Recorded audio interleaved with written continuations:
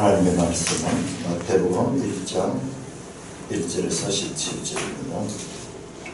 우리가 늘 제일 따분한 성경 구절이라고 생각했는데 이번에 제가 보니까는 가장 은혜로운 성경 구절이에요.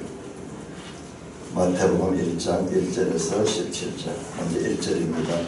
아브라함과 다윗의 자손 예수 그리스도의 계보라.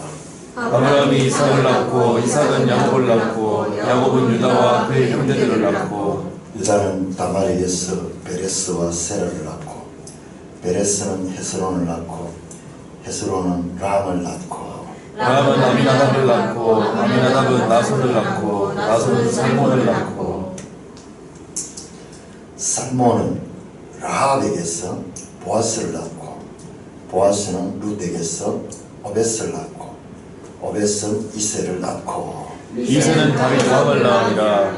다윗은 우리아의 아내에게서 솔로몬을 낳고 솔로몬은 르호보암을 낳고 르호보암은 아비야를 낳고 아비야는 아사를 낳고 아사는 여호사밧을 낳고 여호사밧은 요람을 낳고 요람은 우시아를 낳고 우시아는 요담을 낳고 요담은 아하스를 낳고 아하스는 히스기야를 낳고 히스기야는 므낫세를 낳고 므낫세는 아몬을 낳고 아몬은 요시아를 낳고 바벨론으로 사로잡혀갈 때 요시아는 여고냐와 그의 형제들을 낳으니라. 바벨론으로 사로잡혀간 후에 여고냐는 스알디엘을 낳고 스알디엘은 스룹바벨을 낳고 스룹바벨은 아비후스를 낳고 아비후스는 엘리야김을 낳고 엘리야김은 아소르를 낳고 아소르는 사독을 낳고 사독은 아킴을 낳고 아킴은 엘리우스를 낳고 엘리옷은 엘라사를 낳고 엘라사는 mat단을 낳고 mat단은 야곱을 낳고 야곱은 마리아의 남편 요셉을 낳았으니 마리아에게서 그리스도라 칭하는 예수가 나시리라. 그런즉 모든 대수가 아브라함으로부터 다윗까지 14대요 다윗부터 바벨론으로 사로잡혀갈 때까지 14대요 바벨론으로 사로잡혀갈 때부터 그리스도까지 14대라.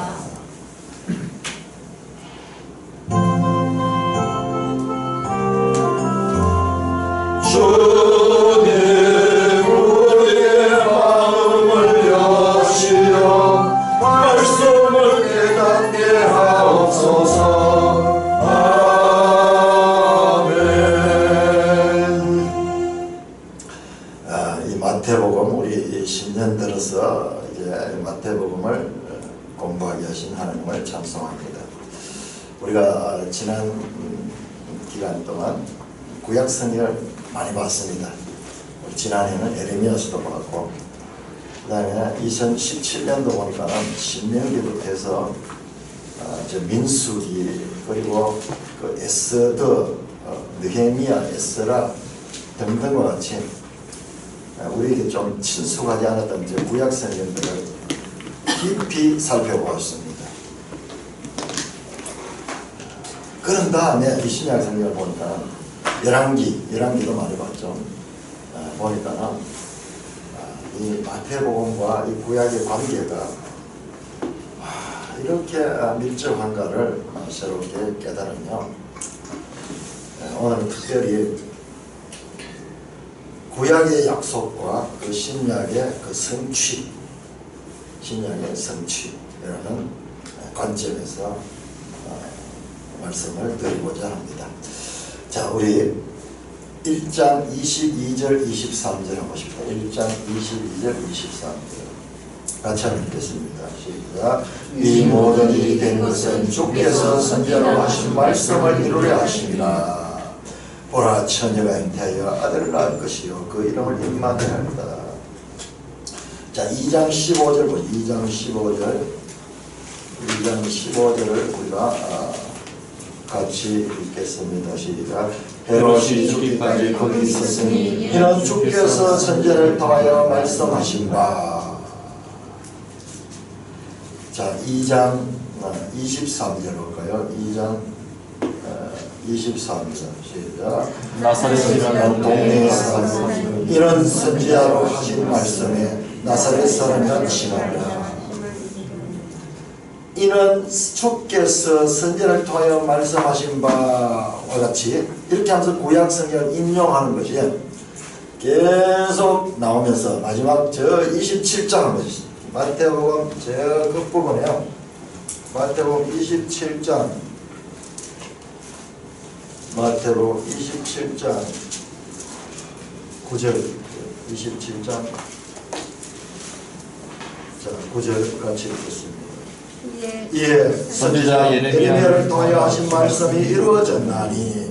자, 이렇게 마태복음 1장부터 시작해서 계속 마태복음을 관통하면서요, 마태복음 그 27장까지 이 말씀, 주께서 선지자로 하신 말씀을 이루려 하심이라, 이 말이 10군데나 반복되어서 나타납니다.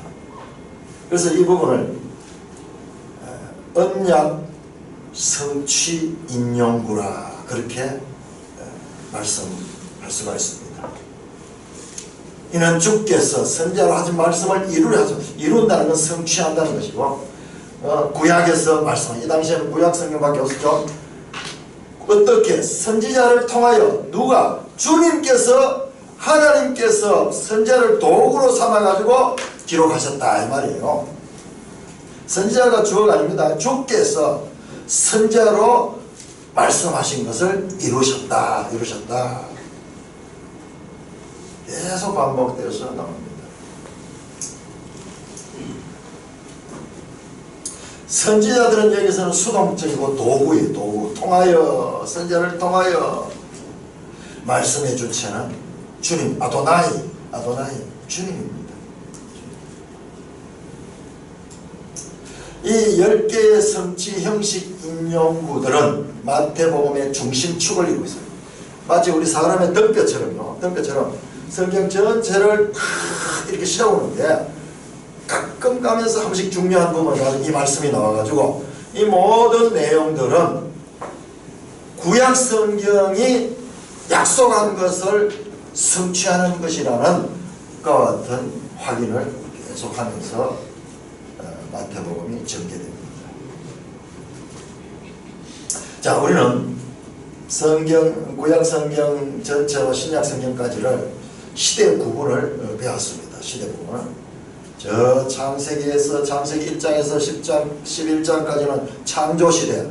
그 다음에 12장부터 마지막 50장까지는 족장 시대. 그 다음에 모세 시대, 사사 시대, 광정 시대, 포로 시대. 그리고 중간기 400년 있고, 그 다음에 예수시대, 사도시대, 교회시대. 이 성경 전체를 시대별로 구분하니까는 그 틀 안에 다 들어갑니다. 근데 우리 오늘 읽었던 마태복음 1장 1절에서 17절은 구약시대의 시대 구분. 저 창조시대부터 포로시대까지. 여기는 포로시대를 초월해가지고 중간기까지가 포함이 되어 있어요. 중간기까지가 엿속에 다 들어있습니다. 그럼 이름이 나열이지만 그냥 단순한 이름이 나열이 아니고 구약 성경 창세기부터 저 말라기까지가 여기에 다 지금 스치고 있습니다. 예를 들어 볼까요? 마태복음 족보에서는 한 가지 없는 게 있는데 그게 뭐냐? 창조시대는 없어요. 아브라함부터 시작입니다. 아브라함. 그러니까 족장시대죠. 족장시대부터. 족장시대. 족장시대에 해당되는 족보를 보세요. 아브라함, 이삭, 야곱, 유다까지입니다. 유다. 저 창세기 38장에 보면 야곱의 아들 유다의 이야기가 나와요. 유다의 이야기. 거기까지가 족장시대에 해당되는 이야기고, 그 다음에 베레스, 헤스론, 람, 아미나답, 나손, 요거는요 전부 다 모세 시대입니다. 모세. 그러니까는 마지막에 이 창세기의 그 유다, 야곱의 아들 유다의 아들이 베레스인데, 이 유다 시대에 이미 애굽으로 들어가잖아요. 그 형제들이 다 야곱과 그 애굽으로 들어가잖아요. 그래서 그 애굽 시대에 태어난 사람들이 여기에 나오는 거예요. 이게 모세 시대에 해당됩니다. 그런데 살몬이라는 이름 나와요. 살몬. 그 다음에 살몬은 누구냐? 나손까지는 우리 성경 이름은 안 나오지만 시기를 쭉 계산해보면 이게 전부 다 모세 시대에 해당됩니다. 그 다음 살몬을 낳았고, 살몬은 라합에게서 보아스를 낳았다 됐죠. 라합이 누굽니까? 라합은 바로 여호수아서에 그 이스라엘 백성이 가나안 들어갈 적에 그때 여리고의 그 창녀 라합이었잖아요. 그 라합입니다. 이 살몬은 누구냐 그러면요, 성경에는 안 나오는데 유대인들은 이게 자기들의 역사이기 때문에 여기에 대한 그 주석들이 많이 있습니다. 그 유대인들의 주석에 하면 살몬은 바로 그 여리고 성의 그 가나안 땅을 정탐했던 그 특수 부대의 영혼이었어요. 그래서 그가 라합이 그를 숨겨주잖아요. 그래서 나중에 라합의 집에는 붉은 줄을 내려가지고 표시를 하고 딴 사람들은 다 죽이되 라합과 그 가족은 그 붉은 줄 때문에 살게 되는 그 기사가 나오는데, 그때 이 특수부대원이었던 자가 이 살몬이었다. 그래서 살몬은 이게 뭐냐면 살몬은 여호수아 시대에 나오는 인물이에요. 그러니까는 그 다음에 보아스는 룻기에 나오잖아요. 룻기. 그 다음에 오벳 이세 다윗 왕, 이런 사람들은요, 이 다윗까지 나오기까지는 이게 전부 다 사사시대, 그 다음에 사무엘 상하 시대를 거쳐요. 다윗은 사무엘 상하에 나오잖아요. 이 역사서에 다 이게 포함되는 내용이에요. 자, 유일하게 다윗에게서는 다윗 왕을 낳았다고 그렇게 설명했습니다. 제가 이 본문을 그 새벽 시간에 설교한 내용인데 여러분 한번 참고해 보시면요, 유일하게 다윗에게만 다윗 왕이라고 되어 있어요. 왕이라고 되어 있어요.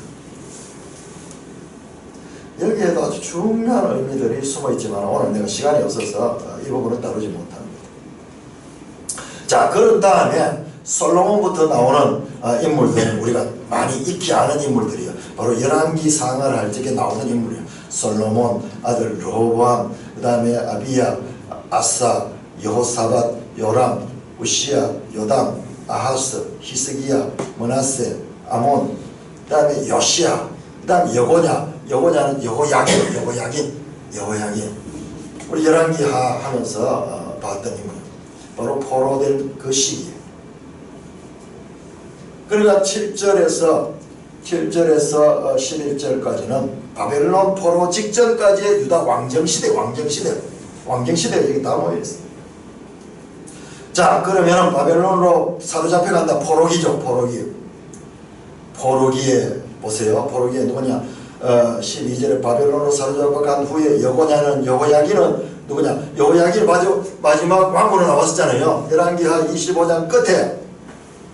그리고 에레미야 52장 끝에 반복돼서 나왔던 포로로 잡혀간 여호야긴이 거기서 풀려나고, 그 다음에 왕의 식탁에서 복권되는 그 기사가 나왔잖아요. 그 여호야긴은 거기서 자녀를 낳는데 그 자녀의 이름이 스알디엘. 이게 전부 다 다윗 후손들이에요. 그리고 스알디엘은 스룹바벨이라고. 이 스알디엘과 스룹바벨 기사는요, 느헤미야서, 에스라서, 학개, 스가랴 여기에 나옵니다. 포로에서 돌아온 지도자들이에요. 그 다음에 아비훗부터 요셉까지 10명의 이름이 나오는데 이 사람들은 성경에 전혀 안 나오는 인물입니다.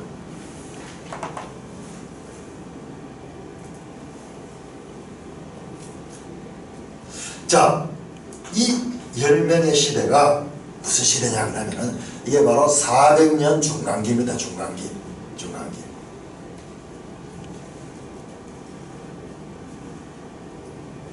중간기는 성경에 전혀 안 나옵니다.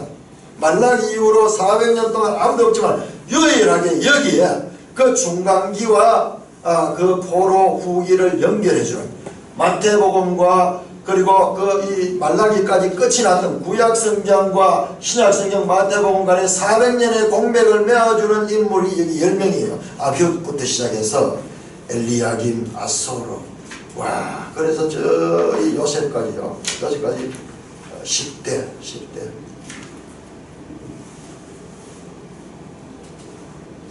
제가 이걸 다 해보니까 지금 구약성경 39권을 여기 다 넣어봤어요. 나중에 한번 기회가 되면은 한번 이 부분을 한번 깊이 한번 따라보고 싶습니다. 뭘 말씀하느냐? 이 마태복음 1장에 나오는 이 족보는요, 구약 성경 전체를 지금 함축하고 있는 것과 같은 내용이에요. 역사는 사람을 통해서 이루어지네요. 그 사람들을 통해 가지고 그 복잡하고 다양한 이 구약의 스토리들을 이 명단 속에 다 해서 다 풀어놓고, 놀랍게도 이 400년 동안 전혀 계시도 없고 단절되어 있는 이 400년을 연결주는 10명의 이 족보가 여기에 들어있는, 이건 그야말로 은혜 가운데 은혜예요. 얼마나 놀라운지 몰라요. 정말 따분한 이름이었잖아요. 이 10명의 이름은 뭐 성경 앞에서 들어본 적도 없고 이런데, 이게 성경 전체에서 유일하게 중간기 400년을 이어주는 인물이라고 생각했을 때예요. 너무 놀라운 거예요. 자, 이렇게 해서 이들을 통하여 예수 그리스도가 태어났다, 예수 그리스도가 출생했다는 겁니다. 그러니까 이 족보는요, 구약 성경이 바로 예수 그리스도를 향하고 있었다. 바로 예수 탄생 기사를 위해서 구약의 저 모든 스토리들이 궁극적으로 예수 그리스도로 향하고 있다는 말씀을 우리는 볼 수가 있습니다. 이 족보들을 보면은, 족보들 가운데 정말 우리가 이런 게 왜 성경이 되어 있는가 싶을 정도로 낯뜨거운 이야기가 있어요. 예를 들어서 이 3절에 나오는 유다와 다말 관계. 유다는 다말에게서 베레스를 낳았다는데, 다말이 누구냐 그러면 유다의 며느리예요. 그 창세기의 이 내용 기사가 자세하게 나와요. 유다의 아들들이 있었는데 이 다말과 가나안 여인과 이 결혼을 했는데 아들들이 자꾸 죽어요. 그러니까 유다가 이 며느리에게 며느리를 멀리 보내버리고 이 씨를 유지하려고 이렇게 하는데, 이 다말이 꾀를 써가지고 그렇게 해서 그 시아버지하고 관계에서 태어나는 게 베레스예요.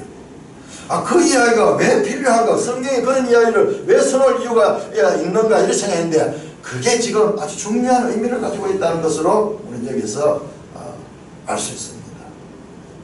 그 수많은 전쟁터 가운데서 그 라합이라는 그 여인, 그 한 여인, 그것도 그 여리고의 장녀, 그 여인 기사를 왜 성경에서 여호수아에서 그렇게 2장에서 그리고 4장에서 다루고 있으면서 그에게 포커스를 맞추고 있었는가? 거기에도 지금 예수 그리스도와 연결되는 부분들이 그 속에 있는 것입니다. 유다 왕들, 참으로 못난 왕들 많았잖아요. 이 왕들이지만은 참으로 죄를 짓고 한 그 왕들의 이와 같은 모습들도 그리고 포로로 잡혀가고 포로에서 돌아오는 이야기들, 이 모든 것들이 궁극적으로 예수 그리스도를 향하고 있다. 예수 그리스도.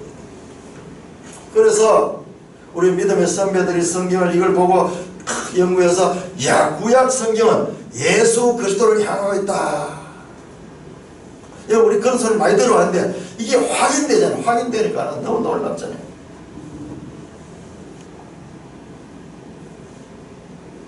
자, 오늘은 이 중간기에 일어났던 이 10명의 인물을 통해서 나타났던 이 중간기에 일어났던 일들을 중심으로 해가지고 그것들은 또 예수님과 어떻게 연결되는가를 말씀을 드리고자 합니다. 자, 우리 이 지도책 240쪽을 한번 보십시다. 240쪽. 지도책 240쪽.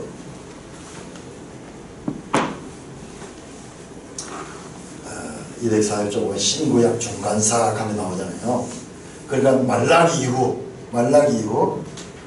우리 역사서로 치면은 열왕기하 또는 역대하 36장, 열왕기하 25장, 역사의 끝 이후, 그리고 예수님 오시기까지의 그 400년 기간 동안에 그 중간기가 존재하고 있잖아요. 자, 이 중간기 400년 동안에요, 우선 지도 226쪽으로 226쪽. 지도 226쪽을 보시면은, 자, 구약성경 이렇게 열왕기는 끝이 납니다. 바벨 226쪽 226쪽 보시면 이렇게 이 역사가 쭉 이어다가 마지막으로 그 유다 민족이 이렇게 멀리 이 메소포타미아 이 바벨론으로 포로로 잡혀가는 이야기로 이렇게 열왕기가 끝이 납니다. 그 다음에 포로에서 돌아오는 이야기가 에스라와 느헤미야서에 나오죠. 자, 이렇게 구약 역사가 일단 끝이 납니다. 포로 전에는. 자, 이들과 그 다음에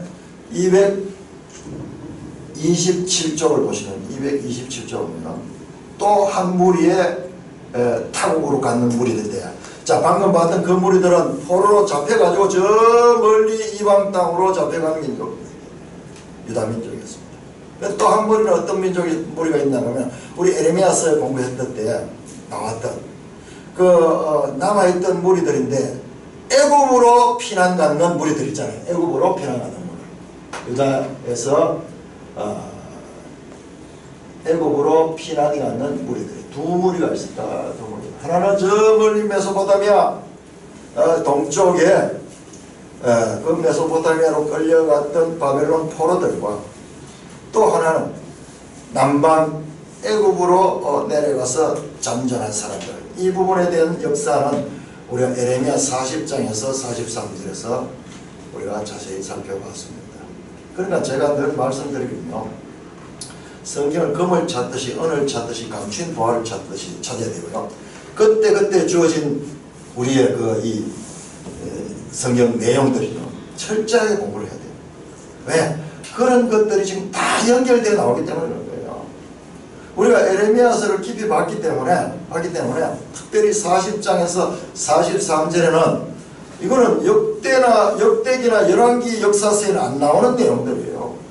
그 애굽으로 피난 간 그 유대인들, 우리 지도 227년은 이런 부분들과 오늘 말씀이 어떻게 연결되는가를 말씀을 드리죠. 먼저 첫째로 저 멀리 바벨론 포로지로 잡혀갔던 자들, 자, 그 가운데서 많은 무리들은 돌아왔죠. 근데 다 돌아온 것이 아니고 귀환하지 않고 거기에 잔존한 자들이 있었습니다.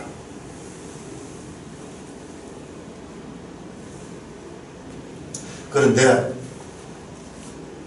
잔존한 자들이 있는 그때 그 바벨론에도 큰 정변이 일어났어요. 바벨론이 망했어요. 어떻게?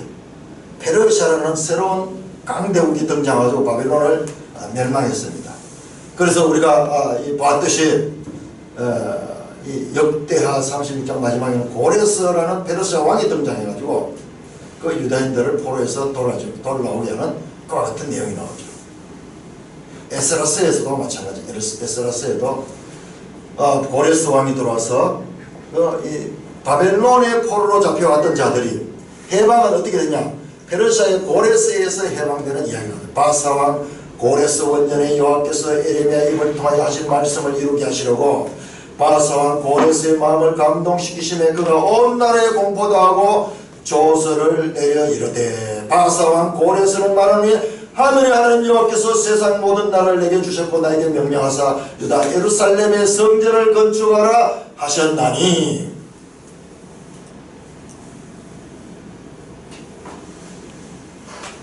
자, 우리 느헤미야 1장.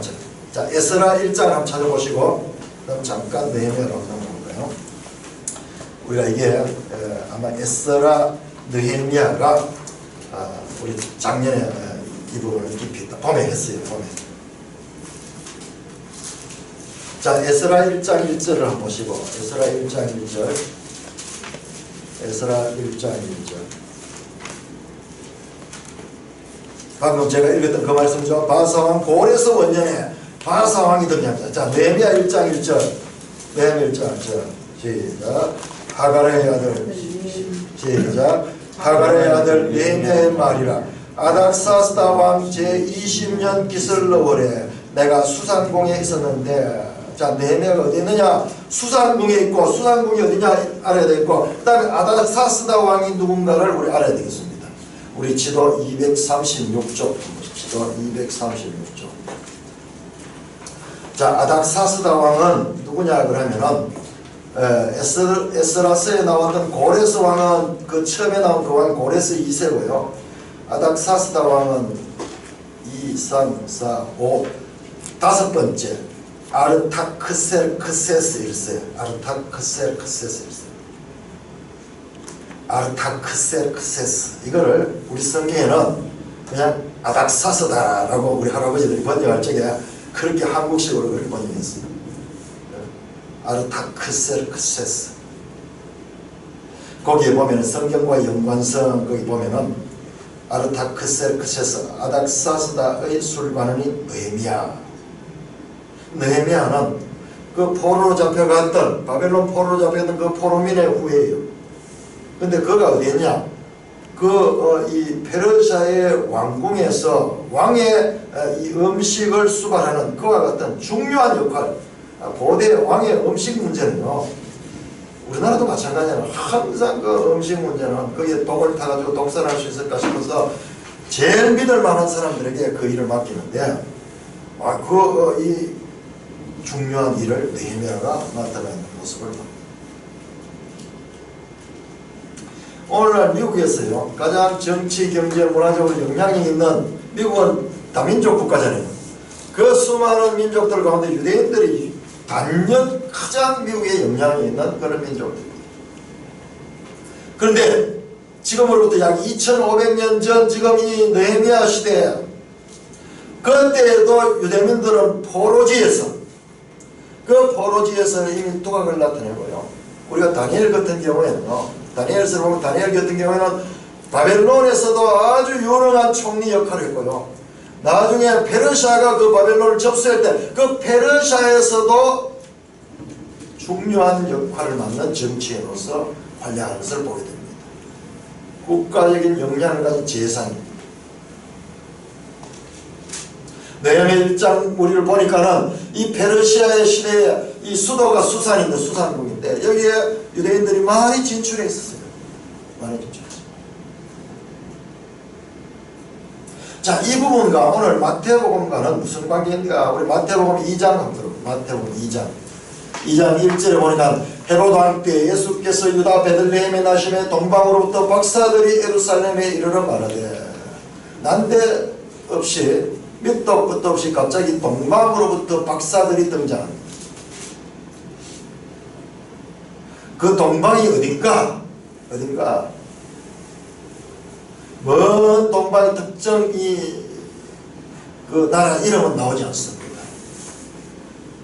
그리고 그들이 먼 여행길을 마다하지 않고 찾아온 이 박사들은 도대체 누군가?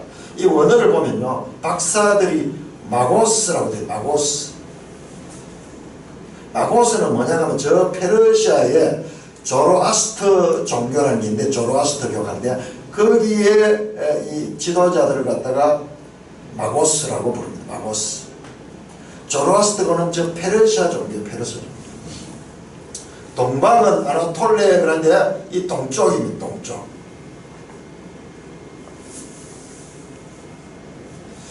마태복음 2장을 보시면은 그들이 2절에서 이렇게 하면 유대인의 왕으로 나신 이가 어디 계시냐? 우리가 동방에서 그의 별을 보고 그에게 경배하러 왔노라. 이 동방에서 온 박사들이 뭘 보고? 별을 보고 그에게 경배하러 왔다고 말합니다. 그리고 그들은 유대인의 왕으로 나신 이를 찾고 있습니다. 이들은요, 그냥 밑도 끝도 없이 그렇게 온 자들이 아니고 성경을 깊이 아는 자들이 성경입니다. 여러분, 우리 구약 성경 역사서 마지막 책이 무슨 책인지 아세요? 자, 우리 성경은요, 창세기부터 저 열왕기하, 열왕기 상하, 그 다음에 에스라, 느헤미야, 그 다음에 에스더, 그렇게 연결됩니다. 열왕기 상하, 역대 상하, 그 다음에 에스라, 그 다음에 느헤미야, 마지막 책이 에스더예요.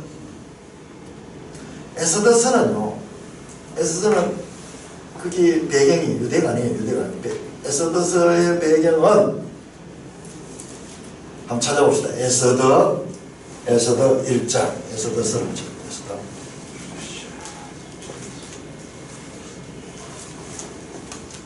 자, 느헤미야 다음에 에서더 나옵니다. 에서더 1장 1절 2절 1절 2절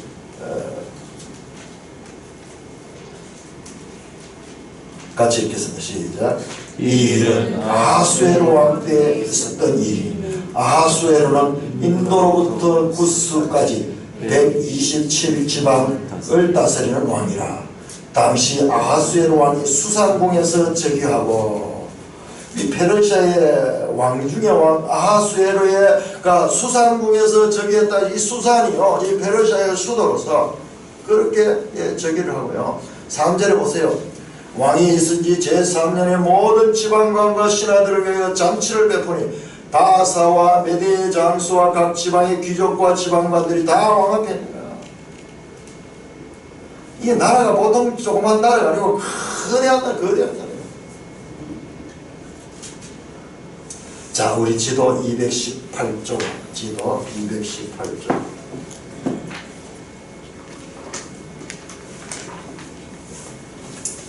자, 이렇게 218쪽에는 느부갓네살, 바벨론의 느부갓네살이 유다를 침략했죠.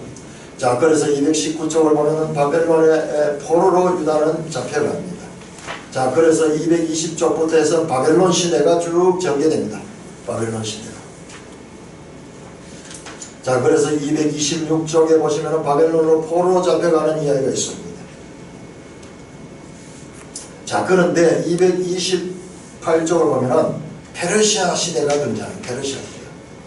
이 페르시아가 바벨론을 접수했는 거예요. 접수했는 거예요. 그리고 237쪽을 보시면, 237쪽을 보시면은, 자, 232쪽, 3쪽을 보시면은, 그래서 이 바벨론의 고레스 대왕이 이 세계를 지배하게 됩니다. 바벨론을 공격하고 바벨론을 함락시킵니다. 233쪽 지도에 또 화살표를 보면 나옵니다. 자, 그리고 234쪽, 235쪽 페르시아 제국이 이제 성립이 됩니다. 그래서 페르시아 제국이 이렇게 큰 거예요. 그리고 아하수에로 왕은 이렇게 저 인도로부터 인도 저기 나오죠. 235쪽 지도 오른쪽 이 끝부분에 간다라 나오고 그 인디아 나오죠. 인디아. 이 인도로부터 어디까지? 저 구스까지. 자, 구스가 어디냐? 구스는 234쪽으로 내려와가지고 구스는 어디냐 그러면요. 구스는 여기 에티오피아 여기까지. 그러면 이 동쪽으로는 이 인도까지 그리고 이 남쪽으로는 여기 이 구스까지 그리고 서쪽으로는 저 마게도냐까지 이 정복을 하면서 세계에서 가장 큰 제국을 이룬 그 제국이 그래서 127지방이 존재하는 거예요. 127지방이 존재해요.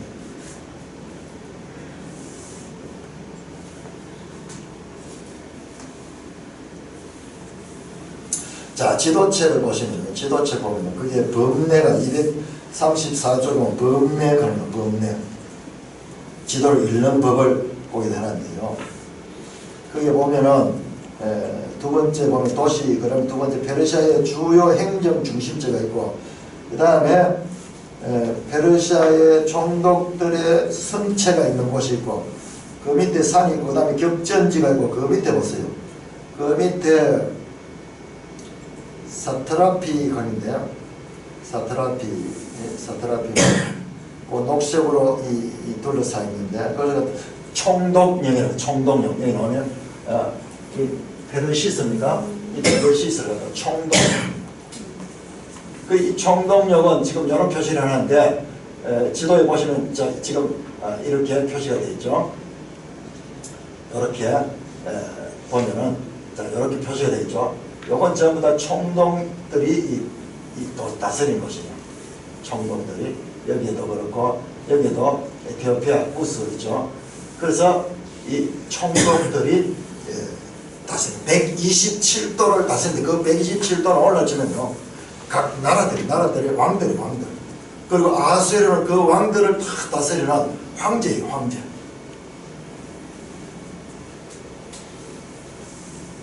자, 에서더 2장으로 에서더 2장. 자, 이와 같은 페르시아 배경 가운데서 에서더 2장 5절에서 7절 보세요. 5절에서 7절. 이 배경을 보고 봐야 됩니다. 이렇게 지금 코스모폴리탄이요, 국제도시, 세계적인 그와 같은 이 통치가 있는 그와 같은 국제도시 수산에서 어떤 일이냐, 수산에서 2장 5절에서 7절. 도성 수산에 한 유다인이 있으니 이름은 모르드게라. 이런데 이 배경을 알고 있어야 돼요. 도성 수산에 뭐 유다인이 많이 있는 게 아니라 유다인이 아주 드문데 수많은 국제적인 그와 같은 이 소위 오늘 미국처럼 다민족들이 이 살고 있는 그 땅에 유다인이 한 명이 등장. 이름이 모르드게예요. 그는 베냐민 자손이니 기스의 증언 시므의 손자 야이라더라. 이야, 참 유다 땅에서 통하던 베냐민 지파, 이 베냐민 지파는 그 유다 땅에서나 통할 수 있을지 이 제국에 와서 그게 무슨 의미 있어요? 그런데 성경은요, 그 베냐민 자손, 유다 지파 이 모르드게의 지금 초점을 가리키며 6절에 보니까 전에 바벨론 왕 느부갓네살이 예루살렘의 유다 왕 여고냐와 백성을 사로잡아갈 때 모르드게도 함께 사로잡혀왔더라. 이 모르드게가 이 멀리 이 페르시아의 수산궁에 있는데 이 사람이 언제 바로 여호야긴이 포로로 잡혀갔던 BC 597년인가 그래요. 597년에 그 잡혀갈 적에 젊은 모르드게도 함께 잡혀왔던 사람인데 이 사람이 포로지에서 계속 남아가지고 지금 이 페르시아에 지금 살고 있는 거예요. 이 역사와 이 배경 모르고 이거 읽어가지고 감이 오겠습니까? 자, 7절 보세요. 그의 삼촌의 딸 하다사. 그러니까 오늘 또 자기만 한 게 아니고 그 가족들이 왔어요. 그 가족들 가운데 삼촌이 있는데 그 삼촌은 죽어버렸어요. 그 삼촌의 딸 하다사, 곧 에스더. 하다사는 유대식 이름이고 에스더는 페르시아식 이름이에요. 부모가 없었으나 용모가 곱고 아리따운 처녀라. 그의 부모가 죽은 후에 모르드게가 자기 딸같이 양육했다. 이 천리타양이에요. 천리타양. 그 혈육이 같이 포로로 잡혀왔다가 그 이 삼촌 네분은 돌아가시고 그 딸 하다사가 나오는데 그 하다사를 그 삼촌이 자기 딸같이 양육했다는 이야기가 여기에 나오고 있습니다. 자, 이 하다사를 페르시아식 이름으로 바꿨는 것이 바로 에스더예요. 에스더. 그 앞쪽에 이를 빼버리면 스타예요. 이게 별이라는 뜻이에요. 별. 영어에서 스타, 별이 여기서 나온 거예요. 이 에스더는요, 나오잖아요. 에스더서에 보면은 여러 여차에서 페르시아의 왕비가 되죠. 그 나오는 아수르의 왕비가 되죠. 왕비. 그래서 그 이름이 별이었어요. 별.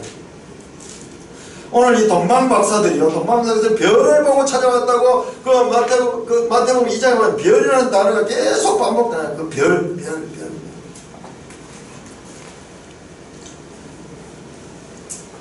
자, 이 유대인들이 가는 곳에는요, 무엇이 가느냐 하면 성경이 같이 갑니다. 이게 유대인들이에요. 그래서 이방 땅이지만 거기서 회당을 짓고 거기에서 하나님의 말씀을 후손들에게 가르치는 거예요. 이게 유대인들이에요. 이들은 유대 공동체를 이루고 회당을 중심으로 성경을 가르쳐 민족적인 정체성을 잊지 않았습니다. 유대인들은 역사를 통해서 보면요, 엄청나게 많은 그 디아스포라들이 있었지만 그들이 유대인들의 정체성을 잊지 않는 것은요, 바로 이와 같은 정신대로 성경을 가르치는 성경. 에스더서 내용에 보면 모르드게가요, 이 천리 타향에 와서도요 우상 숭배를 하지 않다가 그 목숨을 잃게 될 위협에 놓이게 됩니다. 그 하만에 의해서 모함을 당하고 죽게 되잖아요. 온 민족이 죽을 뻔한 그 이야기가 나오잖아요. 어디에 가든지 하나님 신앙을 잊지 않고, 아니 당대는 알 수 있지만 그 후손에 가면 다 흐려지잖아요. 그런데 이들은요, 그 자손들에게 쉐마 말씀을 가리키는 거예요. 들으라 이스라엘아.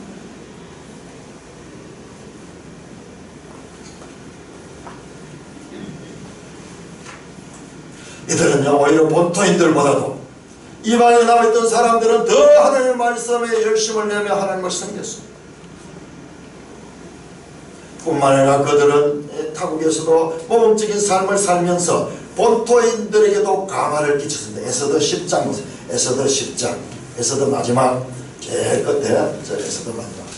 그러니까 구약성경 역사서가 이 에스더까지입니다. 그 뒤로는 욥시 잠재나, 욥기 나오죠. 이거 시가 쓰잖아요. 욥시 잠재나 나오고, 그 다음에 이사야부터 해가지고 저 말라기까지 선지서가 저렇게 나와요. 우리 성경에는요, 역사서 먼저 앞에 7권 내고, 그 다음에 욥기와 이 아가서까지 5권 시가서를 넣고요. 그 다음에 이사야부터 말라기까지 17권의 선지서가 들어있어요. 이런 순서로 배치를 시켜놨어요. 그 역사서 마지막이 지금 에스더예요. 그러면서 역사서 마지막은 어떻게 끝나는가? 10장 1절부터 3절까지 제가 한번 읽어보겠습니다. 아하스웨르 왕이 그의 본토와 바다 성들로 하여금 조공을 바치게 하였더라. 왕의 능력 있는 모든 행적과 모르드게를 높여 존귀한 사적이 메대와 바사 왕들의 일기에 기록되지 않느냐. 에스더 내용에 보면은 그 모르드게와 그 이 위기에 몰렸다가 다시 회복하는 그 이야기 나오죠. 근데 이 모르드게가요, 그 모든 위기를 잘 극복하고 이 페르시아 왕에게 신을 받는 이야기입니다. 그래서 왕조실록에 메대와 바사 왕들의 일기, 왕조실록에 모르드게 이름이 기록되어 있는 거예요. 모르드게 했는 행위가 기록되어 있는 거예요. 3절에 유다인 모르드게가 아수르 왕의 다음이 되고, 왕의 다음이 돼. 총리가 돼. 총리. 1인 지하 만인 지상의 그와 같은 권력을 가지게 되고, 보세요. 우리 보잖아요. 창세기 애굽에서 요셉이 그를 했잖아요. 그리고 다니엘이 그를 했잖아요. 바벨론에서. 그랬듯이 페르시아에서 모르드게도 그와 같은 역할을 하게 되고, 유다인 중에 크게 존경받고 그의 허다한 형제에게 사랑을 받고, 유대인들을 특별히 잘 보살피고 그 유대인 공동체에서 크게 존경을 받고, 유대인 공동체가 그 먼 타국 페르시아에서도 아주 영향력 있는 그런 공동체로 자리를 잡는데 이와 같은 지도자가 있었다. 그의 백성의 이익을 도모하며 그의 모든 종족을 안위하였다라는 말로 구약 성경 역사서는 끝이 납니다. 우리가 이걸 이런 식으로 보지 않고 지금 단편적으로 봤기 때문에 몰랐는데, 이거하고 지금 역사는요 어떻게 연결되냐, 이거하고 지금 마태복음이 연결되는 거예요. 끊어진 역사, 포로로 잡혀왔던 역사, 왕정시대가 끝나는 역사의 마지막 장면은 저 멀리 포로로 잡혀가서 그 페르시아에서 일어난 일을 역사는 성경은 잊지 않고 기억합니다. 유일하게요. 이거는 유대 지역이 아니고 저 페르시아에서 있는 일이 에스더서에 나와 있는 거예요. 그런데 그 포로로 잡혀가지고 그 먼 천리 타향에서도 그들의 공동체는 견실하게 유지되며, 그리고 모르드게 같은 지도자가 나오고 그들의 공동체가 이 강력하게 이 영향이 있는 그와 같은 이 공동체로 형성되고 있는 모습을 기록하는 것으로 성경이 끝이 납니다. 이들은 당시 세계 패권 국가인 페르시아에서도 여호와 신앙을 지키며 계속 성경을 연구하면서 메시아를 대망했습니다. 그들은 민수기의 말씀을 믿고 있습니다. 토라에 나오는, 자, 민수기 24장 우리 한번 찾아보겠습니다. 민수기 24장.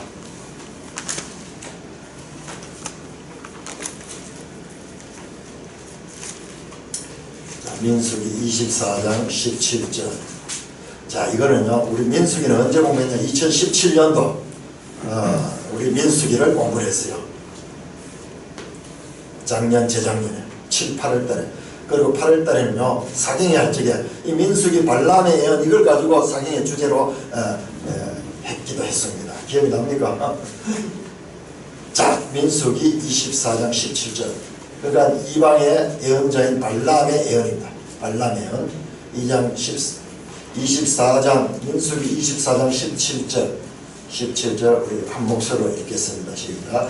내가 그를 보아도 이때의 일이 아니며 내가 그를 바라보아도 가까운 일이 아니로다.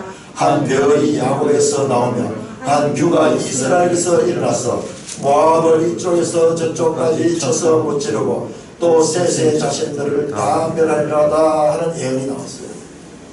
이 발람이 예언한데 한 별이 야곱에서 나오고 이스라엘에서 한 별이 나오고 한 규라는 것은 왕의 홀이 왕의 홀 왕권을 이야기하는 왕권을 상징하는 왕이 가지는 그 쥐입니다.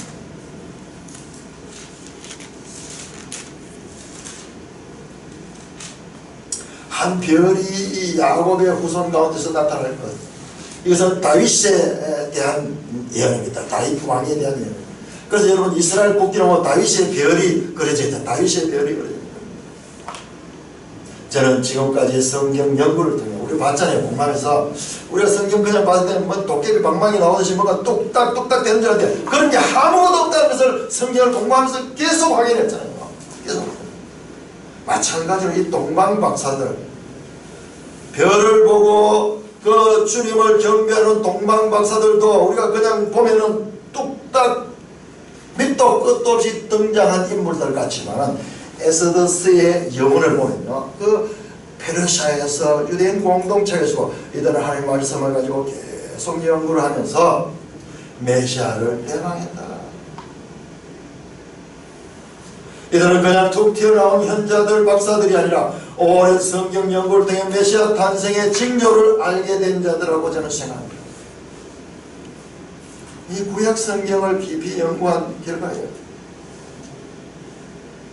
이 이론, 제 이론 어느 책에도 안 나오는 거예요. 나에게 너무 자연스럽게 이와 같은 생각이 드는 거예요. 왜냐하면 이들의 이어지는 모습들을 보면 더 그것을 확신하게 됩니다. 이들은요 단순히 별만 보고 온 것이 아니라 나중에 그 메시아가 있는 별이 멈추는 것을 보고요 마태복음 2장 9절에서 12절에 보시면은 이렇게 말합니다. 박사들이 왕의 말을 듣고 갈 때 동방을 본 별이 문득 앞서 인도하여 가다가 악이 있는 곳에 머물렀습니다. 10절에 그들이 별을 보고 매우 크게 기뻐하더라. 매우 크게 기뻐하더라. They rejoiced exceedingly with great joy. 큰 기쁨. 그 메시아 대망하던 자들이 느낄 수 있는 이 감정의 감정. 그냥 밑도 끝도 없이 별을 따라와가지고 이 점쟁이들이 아니. 그리고 그 집에 들어가서 그 황금과 모략과 이 유향을 예물로 드리며 그 엎드려 그 악있게 경배하는 이와 같은 모습들. 이것을 보면요 이들은요 계속 성경을 깊이 연구하면서 성령의 감동을 받아서 그 메시아를 대망하던 기다리던 자들을 기다립니다. 이 동방 박사들의 감격과 경배와 애물드림과 성령의 인도함을 받는 것을 볼 때 이들은 포로지에서 잔존한 재외 유대인 후손일 가능성이 높다고 생각합니다. 수백 년이 지났지만도 계속 그들에게 있어서 유대인 공동체는요 그 말씀의 공동체로 이어졌기 때문에 자 우리 지도책 345쪽 이건 언뜻 들으면 되게 억척같이 제가 억지로 끼 맞추려고 하는 것이 그렇게 보기 쉬운데요 지도를 한번 보겠습니다.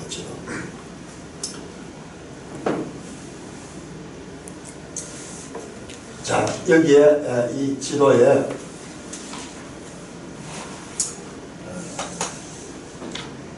자 먼저 우리 이 지도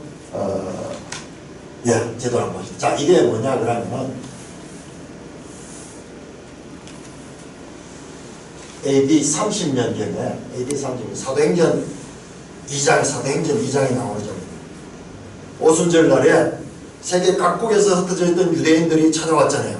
예루살렘에 찾아와서 그때 이 찾아온 무리들이에요. 각 나라. 그래서 그 이 사도행전을 보면요, 17개국인가 그 나라 이름들이 다 나와요. 나라 이름 나오는데, 그런데 이 페르시아에서 찾아온 무리들이 제일 먼저 이름. 자, 누구냐 그러면 여기에 보시면은 이 수산이 있고요. 자, 여기는 파르티아가 파르티아가 이게 페르시아, 메데, 파르티아. 그리고 수산이 여기는 수산입니다. 자, 여기에 이 표시가 있는 요 지금 동그라미 표시, 이 동그라미 표시가 있는 곳은요, 요 범례라고 봅시다. 범례를 보시면은 여기 유대인들이 거주하는 도시예요. 계속 유대인들이 이 수산에 거주하면서 계속 그 후손들이 하나님의 말씀을 가지고 정체성을 믿고 있어. 오히려 가까이 있는 유대인들보다 더 멀리 있으면서 더 메시아에 대한 대망은 더 강전했습니다. 이 먼 길을, 그 당시는 먼 길을 그렇게 찾아간 거예요.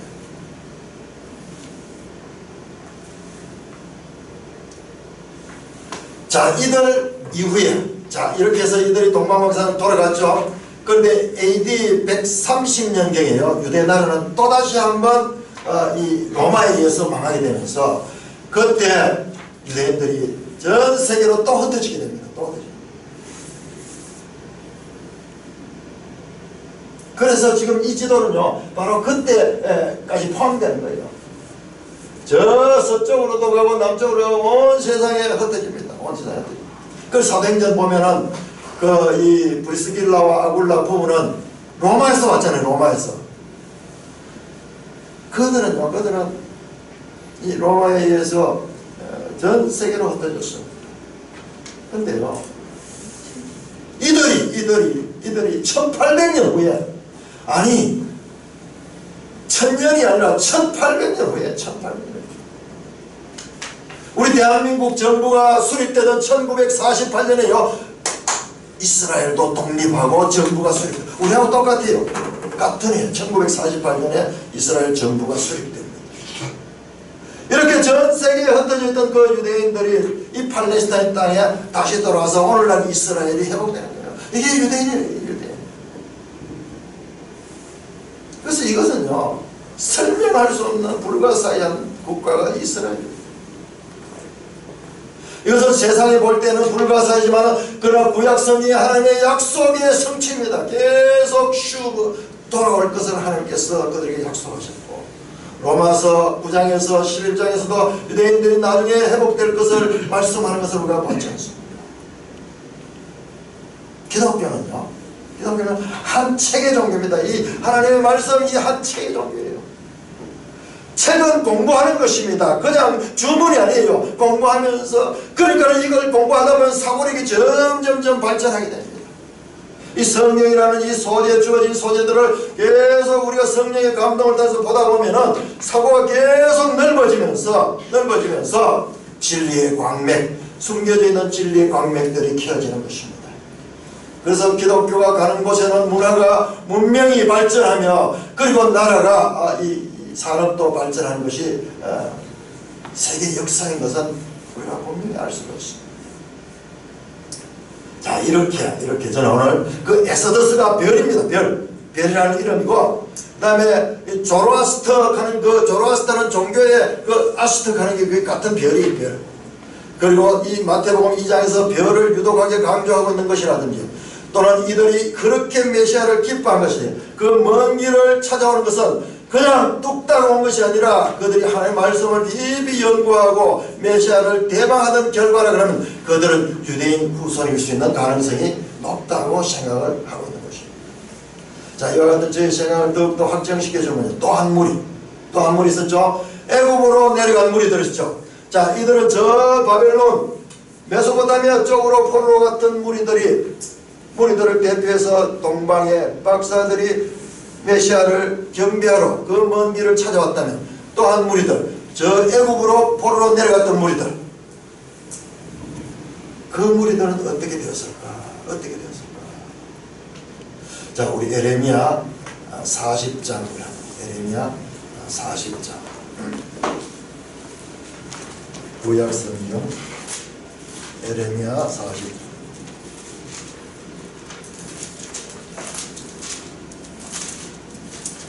우리 지난해 11월 달에 깊이 공부를 했는데 또 다 잊어버린 거죠. 잊어버리죠. 자, 그 내용을 설명하면 힘이 들고, 자, 44장 1절 44장 같이 읽습니다. 시작. 애굽 땅에 사는 모든 유다 사람 곧 믹돌과 다바네스와 놋과 바드로스와 지금 사는 자들이 에르메이만이라. 자, 애굽 땅에 사는 유다 사람들. 자, 지도 다시 한번 보십시다. 227쪽 다시 한번 돌아봅시다.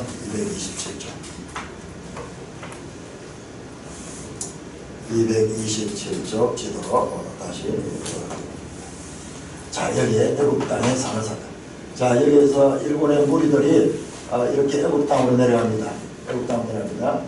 자, 그러니까 믹돌, 다바네스, 그리고 멀리 간 무리들은 여기 멤피스, 그리고 이 아래까지 이렇게 내려갔습니다. 그런데 여기가 가까운데, 유다하고 가까운 이 지역의 사람들이 많이 있었어요. 그래서 지금 나오는 지명들이 바로 이 지명이에요. 애굽 땅에 나오는 믹돌과 다바네스, 놋과 바드로스, 전부 이쪽 지역. 여기 하부입니다. 애굽이 이쪽이 상부고 이쪽이 하부인데 이쪽에 유대인들이 많이 모여 살았어요. 그건 남아있습니다. 저 멀리 페르시아 쪽과 마찬가지로 여기에도 유대인들이 공동체를 형성하고요. 그들이 거기에서 물을 짓고 있었습니다. 자, 이들과 마태복음 2장 어떻게 연관입니까? 2장 13절 15절 보면은 헤롯이 아기 예수를 죽이려고 해요. 그래서 주의 천사가 요셉에게 나타나서 애국으로 피난할 것을 권합니다. 그러자 요셉은 순종합니다. 마태복음 2장 13절 15절. 자, 헤롯의 칼을 피해 예수님의 가족들은 애굽으로 내려갔습니다. 그런데 애굽에 무작정 가서 어떻게 되겠습니까? 애굽에 무슨 연고지가 있어야 될 거 아니에요. 그런데 이 무리들이 특별히 이쪽에 이 애굽 상부 쪽에 유대인 무리들이 많이 살고 있었습니다.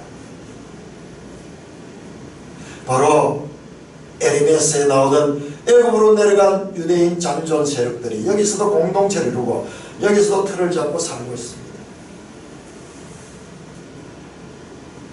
성경에 나오지 않는 중간기, 이게 전부 다 중간기인 아니에요. 지금 우리가 성경에서는 여기서 끝이 나는데, 그러나 그 끝 이후에 예수님 올 때까지 저 먼 페르시아에서도 계속 하나님의 역사는 있었고, 그리고 이 남쪽 애굽에서도 역사는 있었습니다. 자, 이 시대에 어떻게 됐는가 세계 지도를 한번 보겠습니다. 251쪽. 자, 오늘 우리가 이 마태복음 들어가면서 이렇게 세계사를 이렇게 훑어야만 되는 이유가 왜 그러냐 그러면, 이 시간이 그냥 시간이 이와 같은 긴 시간이 포함되어 있기 때문에 이걸 무시해버리고 마태복음 들으니까는 어려운 거예요. 그게 무슨 말인지 모르겠는 거예요. 자, 지도 251쪽을 보시면은, 자, 이때 BC 300년경에 알렉산드라는 인물이 등장해서 이렇게 페르시아를 또 누르고, 자, 바벨론은 페르시아가 바벨론을 누르고, 그 다음에 이 페르시아는 다시 헬라가, 이 알렉산드로스의 헬라가 누르고 그 땅을 다시 차지합니다. 이 땅에 영원한 제국은 없습니다. 계속 바뀝니다. 계속 바뀌는데, 그래서 이 알렉산드로스가 이 세계를 이렇게 지배하는 그와 같은 큰 역사적인 변동이 있었습니다. 이 알렉산더 대왕은요, 특별하게요, 어떤 포부를 갖다가 온 세상을 헬라화시키려고 해요. 헬레니즘이라고 하는데, 헬레니즘 사상이라고 하는데, 온 세상을 헬라 문화를 중심으로 가지고 하나로 만들려고 하는 그와 같은 꿈을 가지고 있었습니다. 자, 그래서 그와 같은 주도적인 그와 같은 도시를 하나 세워가지고 그 도시를 중심으로 세계를 지배할 꿈을 가는데, 그 도시가 어디냐 그러면 애굽에 방금 우리가 했던 그 이 유대인들이 있던 그 믹돌과 다반에서 이쪽 지역에다가 이 지명을 다 바꿔버렸어요. 헬라식으로 바꾸고는 이 알렉산드리아라는 도시를 지었어요. 알렉산드리아 도시 지어가지고 이 도시를 통해 가지고 저 유럽으로 지중해로 그리고 이 동쪽으로 전 세계를 하나로 만들 수 있는 그와 같은 국제 도시를 계획적인 도시를 만드는 것인데 그것이 바로 애굽에 있는 알렉산드리아. 자, 우리 지도책 252쪽을 보시면은 그런데 이 알렉산드리아는 일찍 죽고 그 땅은 분열되어 가지고 이제 저 위에 녹색 지역과 그 아래에 짙은 이 갈색 지역으로 나라가 분열이 됩니다. 자, 그러면서 이 알렉산드리아는 이 남쪽 프톨레마이오스 왕조의 이 지배 땅이 되고 저쪽은 셀루쿠스 이 왕국으로 그렇게 나뉘어지게 됩니다. 이 알렉산드리아는 여기에 지금 이랬죠. 우리 여기에서 유대인들이 지금 여기에 같이 있다는 것을 생각해야 돼요. 알렉산드리아는 국제도시이며 학문과 예술과 종교의 중심지 역할을 하는 그와 같은 곳이었습니다. 아주 계획도시로 만들었어요. 오늘날도 보면은 신도시는 구도심에 있으면은 거기에 뭐 지작물도 많고 뭐 토지 보상도 많기 때문에 힘들잖아요. 신도시 만들 적에는 다 계획적으로 좀 멀리 떨어져 보세요. 그렇게 했는데 그렇게 이 신도시가 이 알렉산드리아예요.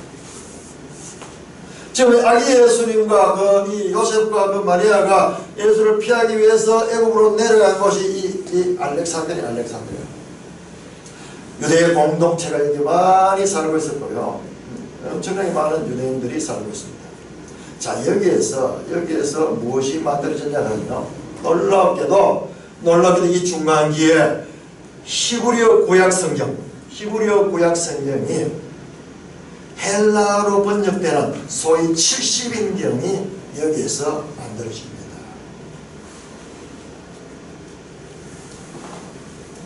히브리어 성경만 가지고는요, 이 복음이 전 세계로 나갈 수 없습니다.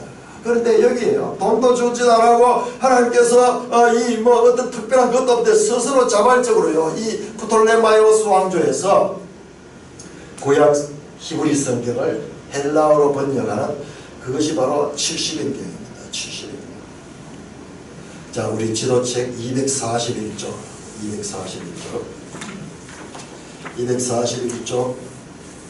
밑에서 둘째 줄 보시면요,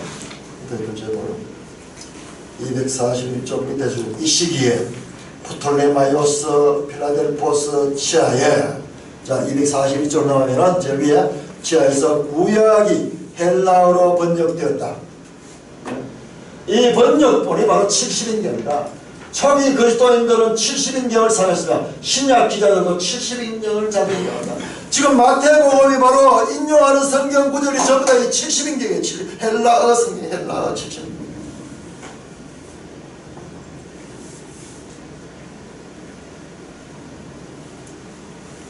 자, 우리 392쪽 지도 392쪽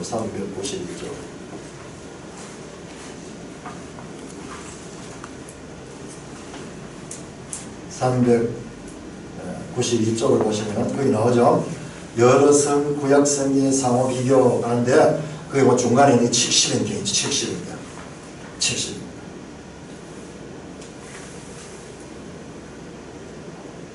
이 알렉산드리아에서 이 70인경이 번역이 되면서 이 모든 것들이 준비되고 있는 거예요. 이 당시에 헬라어는 이 알렉산드로스 이 정책에 따라서 세계 공용어로 사용된 공용어. 그리고 전 세계로 성경이 나갈 수 있는 그와 같은 이 준비가 이 중간기에 이루어집니다.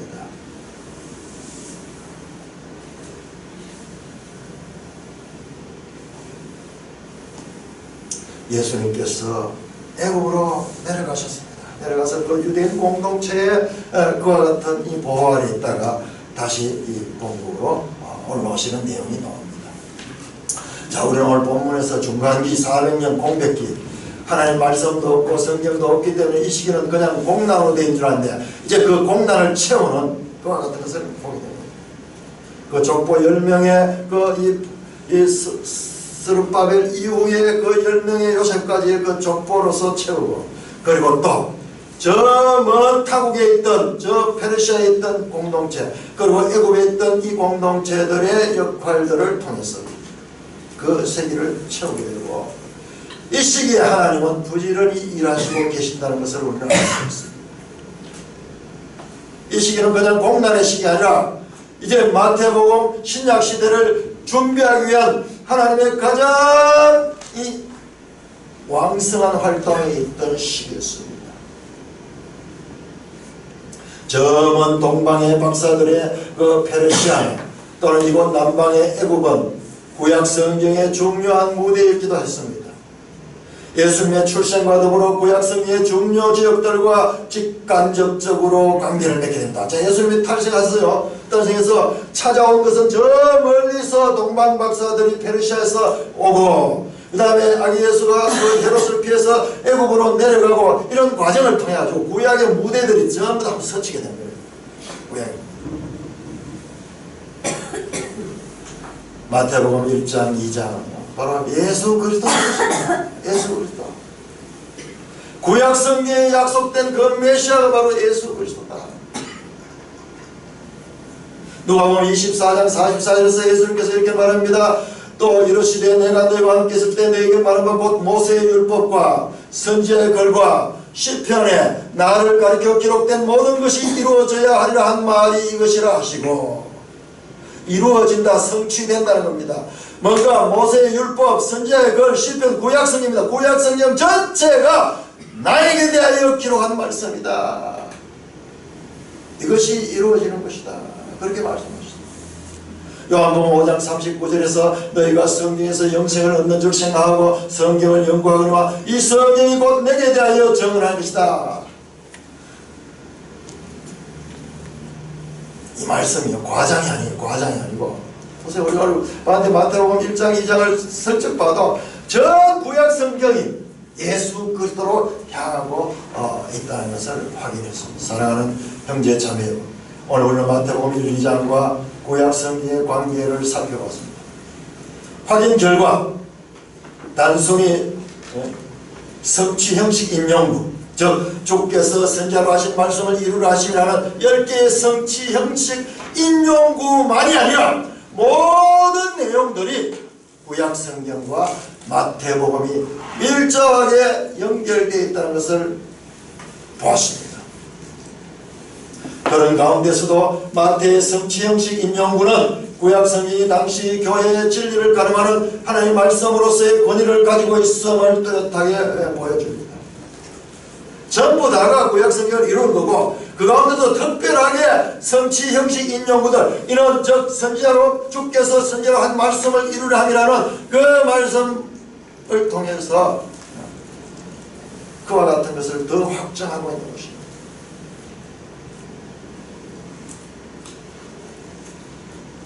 우리가 앞으로 공부하게 될 마태복음 5장에 예수님께서 이렇게 합니다. 내가 율법이나 선지자를 폐하러 온 줄로 생각하지 말라. 폐하러 온 것이 아니라 완전하게 하려 함이라. 이게 성경에서요 2중, 3중, 4중으로 확인되는 구약과 신약의 연속성. 그런데 우리 한국교회는요, 구약은 율법, 신약은 복음이라는 식의 이분법적인 단절, 구약과 신약의 단절적인 그와 같은 해석이 이미 기존 상식처럼 자리를 잡고 있었습니다. 저와 여러분들도 알게 모르게 그런 생각에 젖어 있습니다. 그래서 우리가 이 산돌교회를 통해서 성경을 제대로 공부하면서 그와 같은 우리가 기존 선입관들이 얼핏 보면 그렇다 하지만 자세히 보니까 전혀 그렇지 않다는 것을 계속 확인하는 거예요.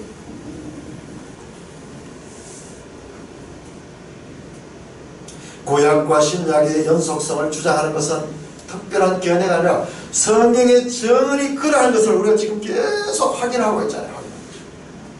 그런데 유대교와 오늘날 기독교의 문제가 뭔지 아시면 바로 이 문제잖아요. 저 이스라엘 백성들이 아직도 예수 그리스도를 주님으로 인정하지 못하는 것이 신약을 모르기 때문입니다. 신약을 완전히 단절된 다른 종교로 어떻게 보면 그렇게 보이잖아요. 출발부터 뭐 전혀 다른 종교잖아요. 그러나 우리가 깊이 보니까 그래서 그대로 연결돼요. 우리 기독교 가운데도 세대주의자들이나요, 또 많은 사람들이 그런 생각, 구약과 신약의 경륜은 서로 다른 것이다, 그런 생각에 사로잡혀 있습니다. 이것이 언뜻 들으면 그럴듯한 것 같지만 자세히 보니까는 전혀 비성경적인 해석임을 우리는 분명히 알게 됩니다. 교회 역사 가운데서요, 오늘 제가 주장하는 이와 같은 구약과 신약의 연속성을 주장하는 이런 주장은 교회 역사 가운데서 소수예요. 소수 종교개혁자들, 그 가운데서도 이 개혁주의 이 신앙의 노선에 있는 사람들은 계속 그런 것을 주장했지만요, 오늘 이 개신교회 안에도요, 이와 같은 신약과 구약의 이 단절을 보는 그런 무리들이 많습니다. 성경 제대로 안 보고요, 대충 뭐 이렇게 보고 있으면 다 그렇게 생각이 돼 있어요. 다 그렇게 생각해요.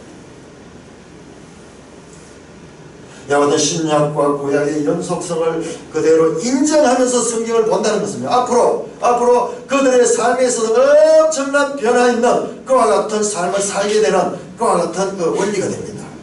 이 성경을 단절시켜 보게 되면요, 그 삶에 있어도 되게 율법적인 삶으로 갈 수 있는 그와 같은 이 삶이 나타나게 되는 것을 제가 주위의 사람들을 보고 그의 신학 사상 성경관이요, 그의 삶을 결정짓는 것을 많이 보게 됩니다. 우리 개혁주의 성경신학은요, 처음부터 이거예요. 하나님 주권 안에서 신약과 구약의 언약 가운데서의 연속성을 주장하는 겁니다. 그래서 저는 이 또 시절에 여기저기 진리를 찾아서 많이 구도해서 제가 지금 너무 만족하고 있는 것이 바로 이 개혁주의 신학이요, 우리가 이 성경의 진리성과 위대성을 가장 잘 해석하고 있고 가장 잘 정리하고 있다고 생각하기 때문에 제가 너무나 만족하고 있습니다. 믿음의 조상들, 특히 종교개혁자들이 발견한 개혁주의 성경 신학의 틀 위에서 바른 성경 이해를 가지고 성경에 나타난 하나님의 성품을 체득하시면서 이 단절한 자들은요, 구약의 하나님은 공의의 하나님, 무서운 하나님, 신약의 하나님은 사랑의 하나님, 이런 식으로 또 발전된 게 그렇게 나갑니다. 전혀 그거 아니잖아요. 하나님의 성품을 바르게 이해하고 체득하는 우리의 삶 가운데서 하나님의 성품을 드러내는 산돌교회 되시기를 주님의 이름으로 축원합니다. 아멘.